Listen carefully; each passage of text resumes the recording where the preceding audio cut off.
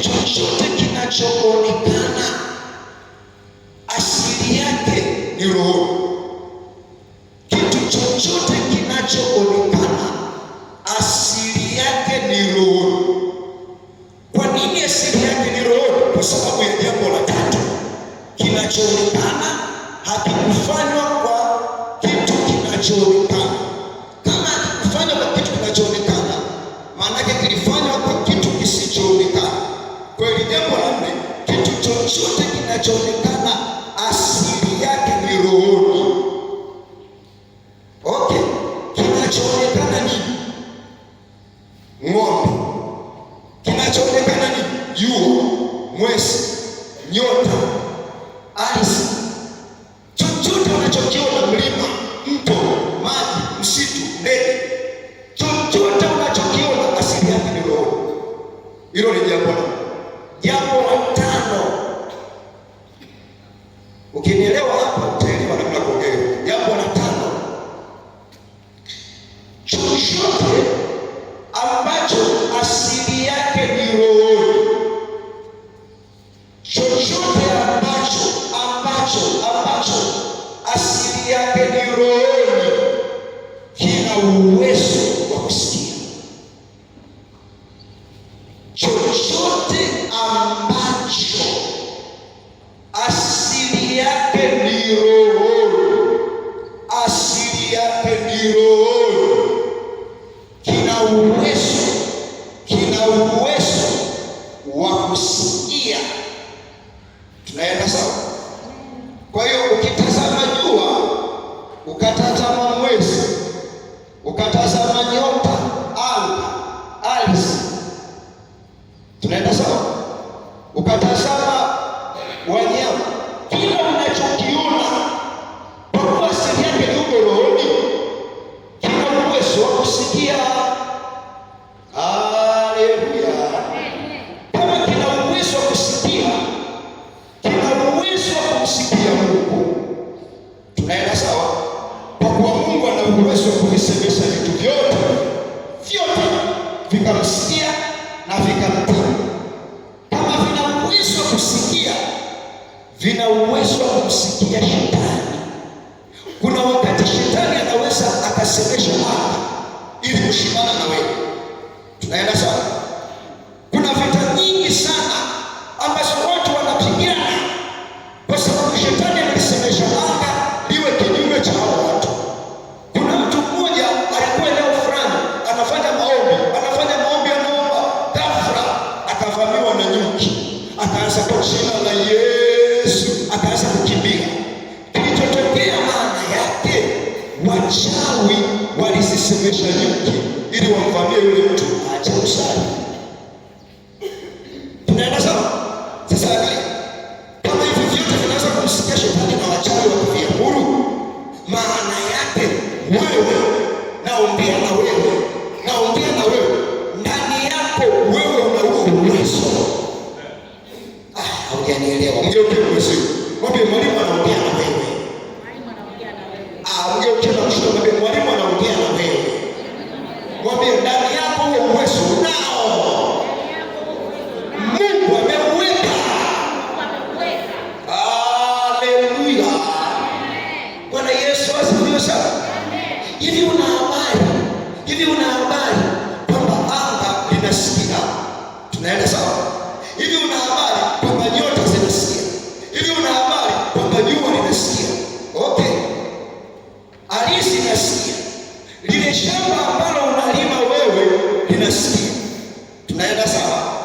Na lina uwezo kukusikia wewe. Biashara unayoifanya inasikia. Bidhaa unazouza zile nyanya zinasikia. Na vile vitunguu vinasikia. Na vile viatu vinasikia. Na vile vitendo unavyoviuza vinasikia. Hata wewe mchele unasikia. Haleluya. Mali unapoishi, kuta za nyumba zinasikia. Dirisha inasikia na lango linasikia. Okay, ngoja nikwambie kitu. Ukijua kwamba mume wako anasikia, tunaenda sawa? Na una uwezo wa kuombea kwa imani mahali popote alipo, uwe na uhakika hata ndoa inasikia. Hujanielewa? Masomo yanasikia. Kama uko mahali hapo unasoma kosi yoyote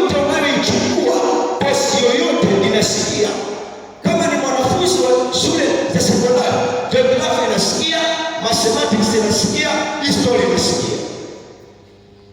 Unanielewa? Ngoja niendelee kidogo. Siku inasikia, mwezi unasikia, mwaka unasikia. Mgeukie mwezi, mwambie hivi, wanyama wanasikia. Mgeukie mwezi mwingine, mwambie wadudu wanasikia. Alafu mshike mkono jirani yako, mwambie haya yote yana uwezo wa kusikia wewe. Kama yana uwezo wa kusikia wewe, maana yake una uwezo wa kusemesha chochote na kikakutii, kikakuelewa na kikafanya sawa sawa na unavyosemesha kwa imani. Haleluya! Na haya huwa tunaita lugha ya imani. Alikuwa mtu mmoja ambaye alikuwa anafanya zoezi kuongea lugha ya imani. Alimuona mbuzi yuko mbali, yeye akasema umbali mrefu, tunaenda sawa. Alafu akaita, wewe mbuzi, katika jina la Yesu njoo hapa. Yule mbuzi akainua kichwa namna hiyo. Alipoinua kichwa akaendelea kula nyasi. Ni sawasawa anasema unanitaabisha mtoto, akaendelea kula nyasi. Mgeukie mwezi, mwambie ukiongea lugha ya imani isikukuletea matokeo. Mwambie ongea tena na tena na tena. Akaita tena, mbuzi katika jina la Yesu njoo hapa. Yule mbuzi akainuka namna hiyo, akaendelea kula nyasi. Yule mtu akasema, na maana lugha inafanya kazi, kama niongee mara ya tatu. Akasema, katika jina la Yesu wewe mbuzi njoo hapa. Cha yule mbuzi akaanza kutembea, akatembea, akatembea, akasogea mpaka pale karibu yule mtu alipo. Alafu yule mbuzi akainua kichwa, akasema yule mtu akasema soka, anaenda huko. Maana yake lengo langu sio nipige kelele, lengo langu nilitaka nijue kama huu uwezo niliopewa kufanya kazi. Tunaenda sawa? Yule mbuzi kusema ilikuwa ni ishara kwamba umeniamuru, sasa nifanye nini? Jina la Bwana libarikiwe sana. Bwana Yesu asifiwe. Angalia Mathayo ile sura ya 21. Kuna mahali naelekea, utanielewa tu taratibu. Angalia Mathayo ile sura ya 21 ule mstari wa 18. Mathayo 21 ule mstari wa 18. Angalia kwanza ule mstari wa 16. Mathayo ile sura ya 21 ule mstari wa 16. Wakamwambia wasikiao wasemavyo. Yesu akamwambia, naam, hamkupata kusoma kwa vinywa vya watoto wachanga na wanyonyao umekamilisha sifa. Akawaacha akatoka nje ya mji mpaka Bethania, akalala huko. Mstari wa 18 anasema, huyu ni Yesu anasema, hata asubuhi alipokuwa akienda mjini aliona njaa. Hebu sema aliona njaa. Akauona mtini mmoja kando ya njia, akauendea asione kitu juu yake ila majani tu. Akauambia, mgeukie Yesu, alikuwa anauambia nini? Afa kujibu hapo, mwambie Yesu alikuwa anauambia nini? Mwambie tu kwa sauti kubwa, mwambie kwa sauti kubwa, kama vile uko sokoni karibisha wateja. Mwambie alikuwa anamwambia nini? Alafu mwambie kujibu, alikuwa anamwambia nini? Alikuwa anamwambia nini? Anasema hivi, akaona mtini mmoja kando ya njia, akauendea asione kitu juu yake ila majani tu. Akamwambia, maana yake alikuwa anamwambia ule mti. Halo? Akamwambia, yasipatikane matunda kwako tangu leo hata. Yesu akauambia, jina la Bwana libarikiwe sana. Angalia kilichotokea, mtini ukanyauka mara. Wanafunzi walipoona walistaajabu wakisema, jinsi gani mtini umenyauka mara? Yesu akajibu akawaambia, amini nawaambia, mkiwa na imani msipokuwa na shaka, mtafanya si hilo tu la mtini, aidha hata mkiuambia mlima ung'oka ukatupe baharini, litatendeka. Angalia kitu Yesu anafanya. Yesu anaona njaa, ameona njaa, anauendea mtini. Lengo lake apate matunda kwenye ule mti. Anakuta ule uambie mtu tangu leo na hata milele yasipatikane matunda kwako, ule mtu ghafla ukanyauka. Manake alikuwa anaongea na mtu, manake alikuwa anauamuru mtu, ule mtu kakauka. Ulipokauka wanafunzi wameshangaa, Yesu, hili linawezekanaje? Yesu akasema hivi, akasema mkiwa na imani msipoona shaka. Mgeukie mmesema ukiwa na imani usipoona shaka, hata wewe unaweza kuongea kama Yesu. Yesu aliwaambia, akasema mkiwa na imani msipoona shaka mtaweza kufanya, sio hilo tu la mtini, hata kwa habari ya mlima. Na pale alikuwa haongelei milima ya kiroho, alikuwa anaongelea milima tu ya kawaida. Naenda sawa? Kama mkiwa na imani msipoona shaka mnaweza kufanya, wanafunzi wangu, sio hili tu la mtini, hata huo mlima mnaouona mnaweza kuambia wewe mlima ngoka, nenda pale, na wewe ngoka, nenda pale. Sasa msikize. Haya mambo Yesu aliyafanya sio kwa sababu alitoka mbinguni. Yesu aliyafanya kwa sababu alitumia imani. Ndio maana alisema ikiwa na imani. Maana yake mimi nimetumia imani, na nyinyi mnaweza kutumia imani kufanya haya. Jina la Bwana limebarikiwa sana. Haleluya. Na ukiwa na shaka, mtu wa Mungu, hayatokei. Mshike mwenzio mkono, mwambie ukiwa na shaka hakuna kitu kitatokea. Haleluya. Bwana Yesu asifiwe sana. Sasa ngoja nikuoneshe mtu mmoja. Tena. Umewahi kusoma kitabu cha Yoshua sura ya 10 ule mstari wa 12? Hebu tuone Yoshua sura ya 10 ule mstari wa 12. Haleluya. Yoshua sura ya 10 ule mstari wa 12, Biblia inasema, ndipo Yoshua akanena na Bwana katika siku hiyo ambayo Bwana aliwapa Waamori mbele ya wana wa Israeli, akasema mbele ya macho ya Israeli, wewe jua simama kimya juu ya Gibeoni, na wewe mwezi simama katika bonde la Ayalon. Ndipo jua likasimama na mwezi ukatulia. Haleluya.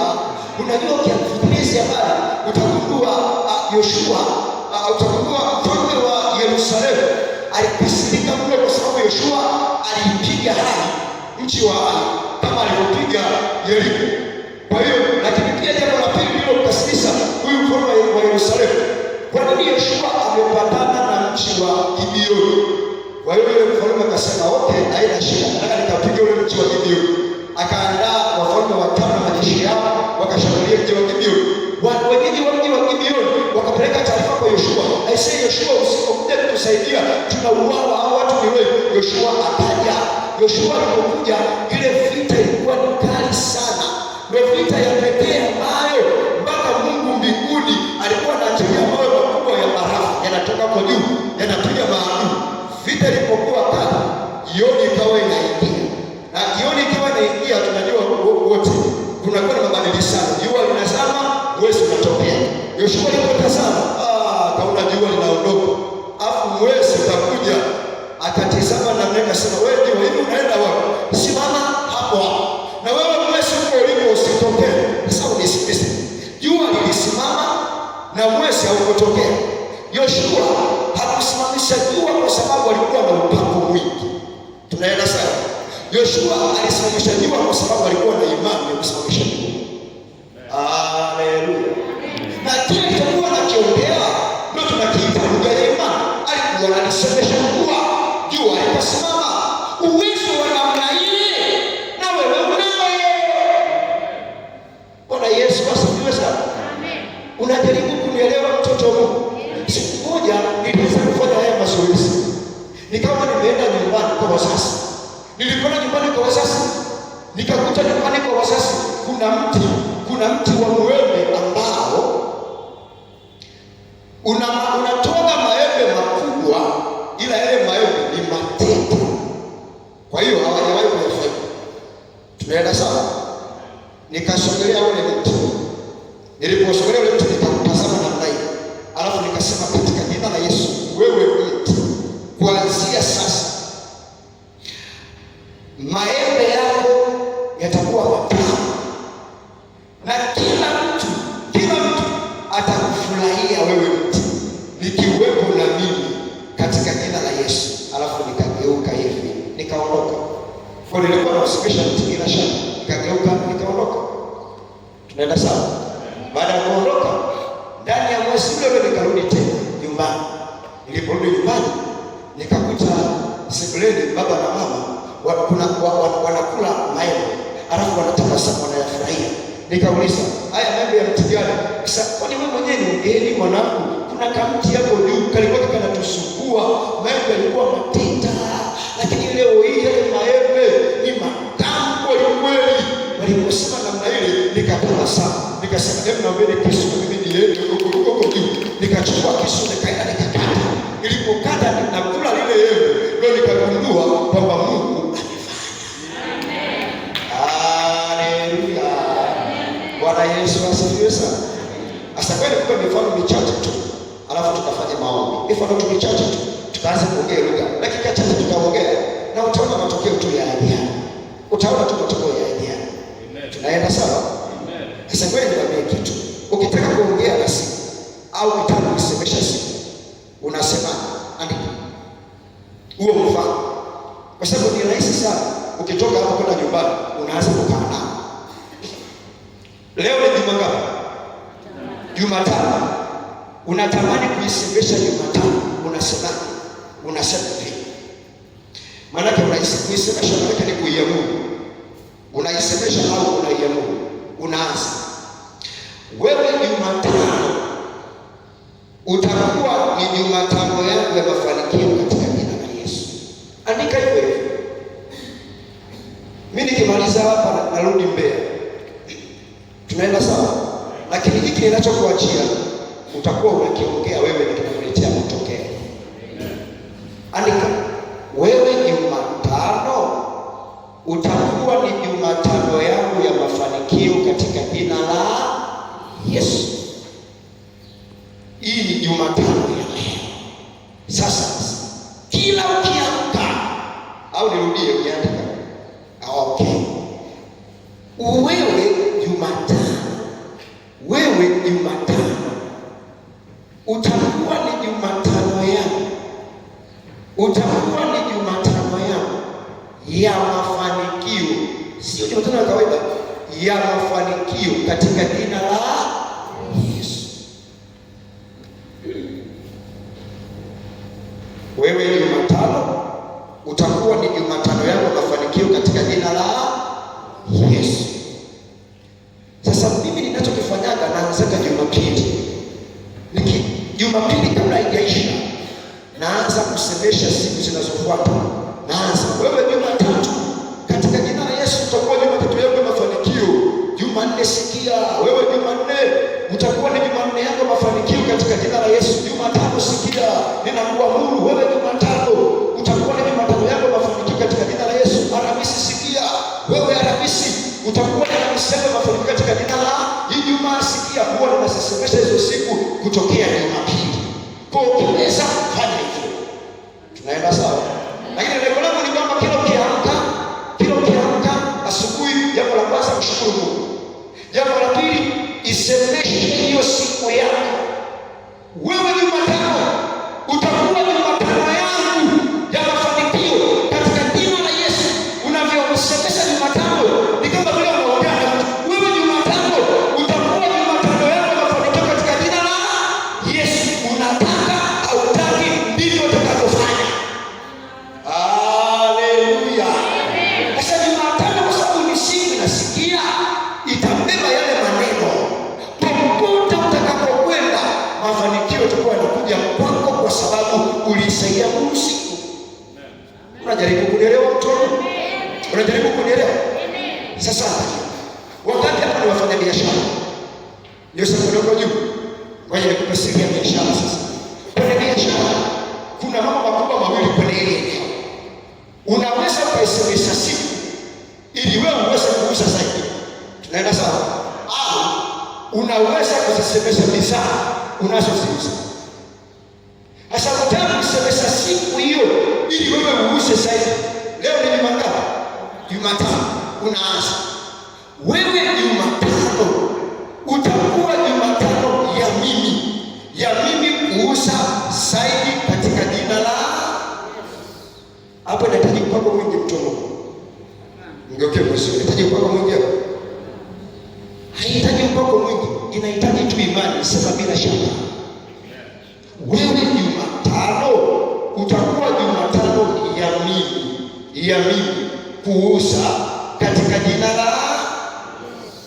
Sasa ninayokuambia hapa tutayaongea dakika chache kwa sababu ya muda, lakini ukitoka huko ndio wewe unayaongea. Tunaenda sawa? Haleluya. Hebu mgeukie mwenzio mwambie wewe Jumatano utakufanya kama yeye ni Jumatano. Sasa mwambie wewe Jumatano utakuwa Jumatano ya mimi kuuza zaidi katika jina la Yesu. Haya, huyo kama Jumatano mwambie atikise kichwa namna hii. Maana ulifanya kwa Jumatano yako, si sawa? Ndivyo ambavyo Jumatano inavyoitikia wewe. Sasa ukiwa na bidhaa, unataka kuzisemesha bidhaa, unafanyaje? Chukua zile bidhaa zako. Kama umeenda dukani, chukua hata bidhaa moja, ishike namna hii. Tunaenda sawa? Alafu sema, nyie bidhaa leo nitawauza katika jina la. Very simple. Binti mmoja aliponisikia wakati ninayafundisha haya, yule binti alikuwa anauza ubuyu. Alikuwa anafunga ubuyu wewe kwenye paketi, anafunga wewe, alafu anaenda kwenye maduka anauza. Aliposikia ninafundisha haya, alichokifanya tena, yule binti alikuwa anasoma chuo. Alichokifanya sasa, akachukua yale maubuyu yake akayakumbatia namna hii, akasema, nyie bidhaa leo ninaenda kuwauza na mtaisha wote katika jina la Yesu. Nitaenda na nyie, nitarudi na pesa. Unaona alichokuwa anasema yule binti? Akachukua zile bidhaa akaenda, akapokea duka alilokuwa nayo, aliuza. Alirudi hana bidhaa hata moja, lakini ana pesa mkononi. Tunaenda sawa? Akanipigia simu akasema, wewe mtumishi, hubiri jambo linalipa. Nikasema ndio, linalipa, endelea. Akaendelea mbele, akaanza kuyasemesha masomo. Kuna masomo alikuwa hayaelewi, kuna kosa alikuwa haielewi, akaanza kunyuka na kosa. Akasema, wewe kosa, kwa jina la Yesu, kuanzia leo nitakuelewa. Hata kama ulikuwa haueleweki na mimi, lakini kwa jina la Yesu kuanzia leo nitakuelewa. Akaanza kuelewa. Alipotoka hapo, hakumaliza hapo. Siku nyingine akaanza kuongea na pesa. Na kwa habari ya pesa nakwambia kesho. Ngeuke mheshimiwa, kwa habari ya pesa mwalimu atakwambia kesho. Haleluya. Akaanza kuongea na pesa pia, akaona matokeo, akanipigia na simu. Jina la Bwana libarikiwe sana. Alo. Bwana Yesu asifiwe. Unajaribu kunielewa mtoto? Naomba tusimame tuanze kuongea dakika chache. Tuna dakika 7. Rapa bosa katara shaka mama. Unajua kuna watu wako hapa na wasikana wako makasini. Unasema mtumishi, inawezekana amekusahau, tuko makasini. Okay, wewe uko kasini, unatamani kupanda cheo. Nisikilize, ukitaka kupanda cheo hakunaga position isiyo na kitu. Kwa hiyo usisemeshe tu ile position, kisemeshe na kitu. Umekaa kwenye kiti hapo, unatamani kuwa manager, kupanda cheo, hasa ukisemesha kile kiti. Kiambie kile kiti, safari hii katika jina la Yesu nitakubariki. Safari hii. Haleluya. Mshike mwenzio mkono, mwambie lugha ya namna hii unaweza ukaisema kwa niaba ya mwingine. Amekuja mtoto wako haelewi chochote, anakwambia baba, sielewi chochote, mama sielewi chochote. Bandikia mkono, alafu mwambie katika jina la Yesu kuanzia leo utaanza kuelewa. Alafu muulize, mwana, ni somo gani uelewi? Anakwambia geography. Mwambie niletee daftari la geography. Akaenda tena geography, unalishika ile daftari, unalisemesha kwa imani. Unasema wewe jioni kuanzia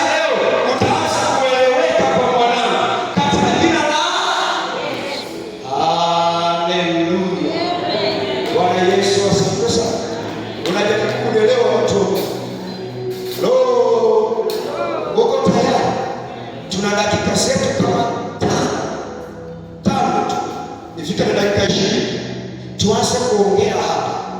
Tunaenda sawa? Tuanze kuyasemesha hayo maeneo. Ni eneo gani unatamani? Mimi nakuongoza maeneo tu machache, alafu nakwambia fungua kinywa chako sasa. Haleluya. Unajaribu kunielewa? Nyosha mkono wako juu. Tunaanza hizo zoezi sasa. Uko tayari? Uko tayari? Sema katika jina la Yesu. Wewe Jumatano utakuwa ni Jumatano ya mimi kuuza. Katika jina la Yesu. Wewe Jumatano utakuwa ni Jumatano ya mimi kuuza zaidi. Katika jina la Yesu. Katika jina la Yesu. Katika jina la Yesu. Nyie bizaa leo, wiki hii, mwezi huu nitawauza zaidi. Mtahusika. Mtahusika. Mtahusika. Kwa jina la Yesu. Kwa safari hii nitakapokuja nitakulima na nitavuna zaidi. Katika jina la Yesu. Katika jina la Yesu. Katika jina la Yesu. Katika jina la Yesu. Vita yoyote iliyokuwa inatumika kwa njia ya wadudu kwenye mtaa ninaotokea, ninawaamuru wadudu, nyie wadudu, mahali popote mlipotumwa na wachawi kuleta shida kwenye familia yangu, asubuhi ya leo muone tena kwa huyo aliyewatuma. Kwa jina la Yesu kasimame na yeye. Kwa jina la Yesu. Kwa jina la Yesu. Kwa jina la Yesu. Anga la Tunduma, sikia